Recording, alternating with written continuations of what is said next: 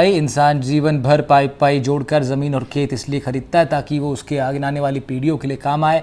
लेकिन परिवार का ही कोई सदस्य दगा कर दे तो ज़मीन को हथिया ले तो इंसान बुढ़ापे में कहाँ जाएगा। यही सवाल लेकर केलवा की रहने वाली बुजुर्ग देवा महिला छोटी बाई अपने पुत्र के साथ राजसमंद एसपी कार्यालय पहुंची। रोते हुए उन्होंने अपनी आप बीती एसपी को सुनाई है, न्याय की मांग की है। पीड़िता छोटे बाई ने बताया कि उसके एक पुत्र शराफत का निधन हो गया। उसकी पत्नी और 3 बेटों ने मिलकर ये धोखाधड़ी की है। पीड़िता को इस घटना का पता तब चला जब उसकी ज़मीन में अन्य लोग आकर निर्माण कार्य करने लगे। पूछने पर उन्होंने बताया कि ये ज़मीन उनकी एक बहू खैरून ने पीड़िता का जीवित प्रमाण पत्र बनाने के नाम पर ज़मीन दान करवाकर अपने नाम के कागजात पर हस्ताक्षर करवा लिए थे।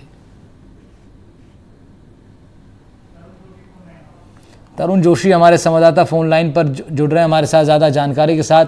तरुण, क्या जानकारी निकल के आई है अब तक इस पूरे विषय में? प्राथमिक जांच में क्या कुछ निकल के आया? राहुल, ये जो विश्वास और रिश्तों को शर्मसार करने वाली जो घटना है ये राजसमंद के केलवा खनन क्षेत्र की है, जहां एक महिला ने अपने अच्छे दिनों में कुछ पैसा जमा करके एक करीब 3.5-4 बीघा जमीन खरीदी और उस पर खेती करती आ रही थी। और उस खेती के बनिस्बत इन्होंने 3 बच्चों का पुत्र है। कुछ दिनों पूर्व कोरोना में उसकी डेथ होने के बाद उसके जो परिवार, उसकी पत्नी है, उनकी नीयत बदली।